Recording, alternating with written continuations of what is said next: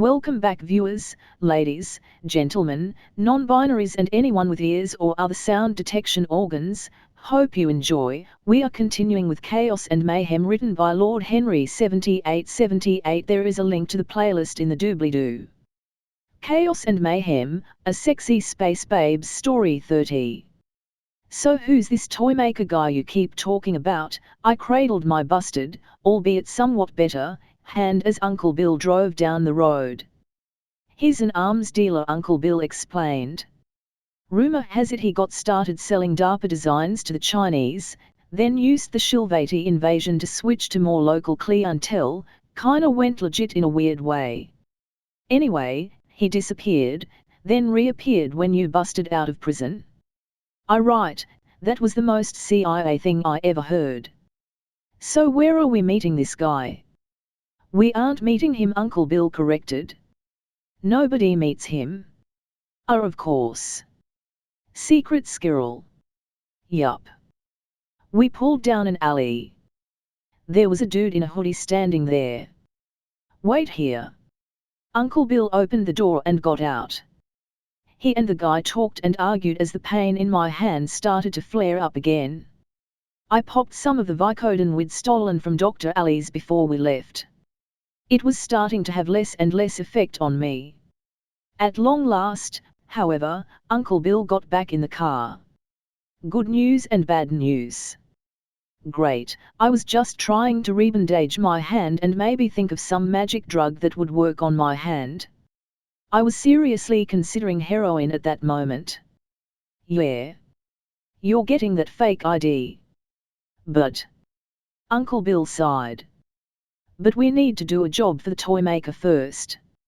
Seems Emperor and his guys across the bay want railguns. We have the tech, the only problem is barrels that won't melt. So she'll tech. Uncle Bill nodded.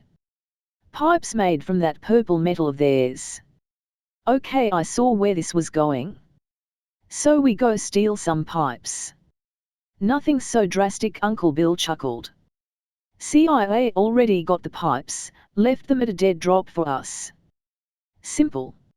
Okay, so we go to the spot, grab the duffel or whatever, I get my hand fixed. Damn, did I sound too hopeful? Real too good to be true stuff right there. Yup. It's in Waldorf. Damn it. Knew there had to be a catch, I grinned to myself. What do you have against Waldorf? Uncle Bill started the car again. Other than that, it's a shithole. I dunno. That's just always the joke, isn't it? Everyone hating on Waldorf. We drove off into the night. Wake me when we get there, I think the Vicodin's making me fall asleep. Sure. I awoke to Uncle Bill nudging me awake. It was daylight now and my hand hurt so bad I could barely move it. Thooey yuck, I massaged the appendage. Big mistake.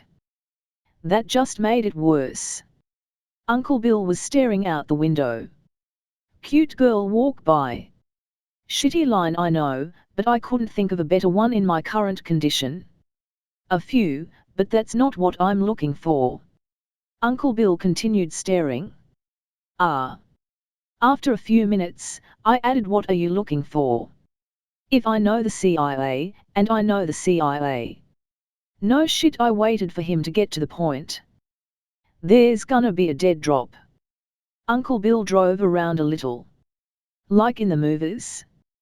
We gotta look for the right mark. Uncle Bill nodded. Probably on something big enough to hold some alien metal pipes. Like on that dumpster, I pointed with my good hand. Someone had chalked two hands flipping the bird on there. Uncle Bill drove up and took a closer look. Why, yes, actually. That was one of our old dead drop signals. He got out and reached into the dumpster. Damn it, I heard him mutter as he felt around. Fucking junkies taking shits in. He pulled his arm out, revealing a black duffel bag. We got it. Your arm smells like shit. Yup, Uncle Bill grabbed a rag and smeared his arm off best he could. Charming. Screw you. Uncle Bill started the car and we drove off. We had just gotten out of Walford when a huge SUV-like transport pulled up behind us on 925. 2 Marines were already climbing out and walking towards us. "Déjà vu," I grumbled. "Except this time we don't have the truck." "What happened to your truck?" "I liked it." I shut up as Uncle Bill rolled the window down and one of the Marines leaned in. "Something the problem, officer?" Try as he might, Uncle Bill just couldn't seem to hide the disdain in his voice. "So why, sir?" the Marine read from her omnipad in broken English. "There is reports of rebels in the location. We search every car." "I see," Uncle Bill admitted. "Nothing here, just trying to get my boy to the hospital. He hurt his hand, and the only hospital around that can fix the nerves is in Cecil." "Okay, partially true. We were driving up to Cecil County, yes, but it was to make the drop-off. Then I got my fake ID, and then I was good." "May I see?" She consulted her omnipad some more. "Hand?" Now, I was so high on Vicodin by now, I couldn't tell my right from my left. I held up my good hand at first. The Marine chuckled. "Wrong hand, boy." I held up the right one. "Empress. How this happen?" The Marine looked legitimately disgusted. And I knew she was staring at my face too. Burn scars, a face full of glass, my teeth, etc. Only reason I only looked like Scott Adkins in Avengement was shill medicine. "Thank you, prison doctor." "Accident. Can we please go? It hurts real bad." The Marine nodded and we zoomed off. Once we got to Chesapeake City, Uncle Bill dropped the pipes in a garbage can and marked it with a large chalk drawing of a penis. "Do you see, guys, like, use dead drops as an excuse to just draw dirty things?" Uncle Bill nodded and got his phone out. He made a call. "The ice cream is in the freezer." After a bit, he got off the phone. "We need to go to the library." And off we went. Inside the library stood the librarian. "Duh. You the guys who need the IDs?" the librarian asked as she gave us some forms. "Fill these out and I'll be with you in a moment." So we filled them out.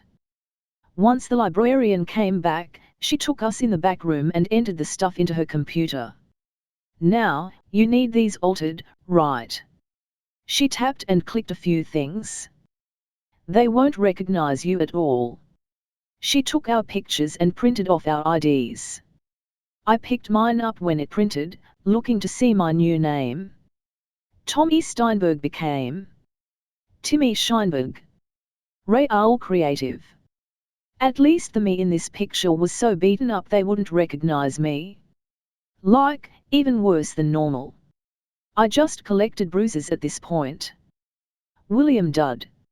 Uncle Bill asked. "Trust me. These IDs were made officially," the librarian said. "If you say so. Can we please go to the hospital now? These painkillers are making me high as a motherfucker." I fell over. Agent Yescarado was worried. It had happened again. She'd woken up with notifications on her omnipad. Notifications talking about phone calls she never made. She even went into her pad's edit logs and saw that those had been deleted. She was going to have to go into the machine code. Fearing for her sanity, the somewhat disgraced interior agent packed up her omnipad and scheduled a transport to Bowie. The interior stashed one Dr. Watt of the Ang clan there. "There are definite abnormalities in the machine code," the skinny Ray Cleary male muttered as he observed the ones and zeros scroll by. "Definite signs of tampering. Any chance you can recover the calls on my omnipad?" Yescarado definitely wanted to know what she did last night, why she woke up stinking of human gunpowder. "Not a chance." Dr. Watt highlighted a section of the code. "We have the remnants of a remote access tool here. It's deleted, but, well, the damage remains. Somebody accessed your phone remotely and deleted those records before cleaning up after themselves. The mess is still partially there, but the fact that we had to go into the machine code is something. Whoever these girls are, they are good.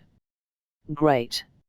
After checking her Omnipad, Agent Yescarata had another errand to run. She went to her station's medical center. Standard operating procedure for this kind of thing was blood work. Once the doctor stuck her and took the sample, she was on her way. Yescarata was feeling quite hungry. Ravenous, even. Something wasn't right here. She stopped by a human McDonald's restaurant, and was just about to tear into her third Big Mac when the Omnipad buzzed. It was a text from the doctor. "Doc, bad news." She quickly tapped out an answer. "How bad?" "Doc, very bad. We found traces of Agent 6 in your blood." Yescarata paled. Agent 6 was, a myth, and b, a supposed substance used to leave people in a suggestible state. The myth went that it was used for interrogations, a prisoner would be dosed and happily spill their guts. Of course, the wilder stories had assassination targets literally jumping off bridges on their killer's command. It was even supposed to be an amnesiac. She tapped again. "How do you know it's Agent 6? That stuff doesn't exist." "It very unfortunately does. And that means someone in a very high place is messing with you hard."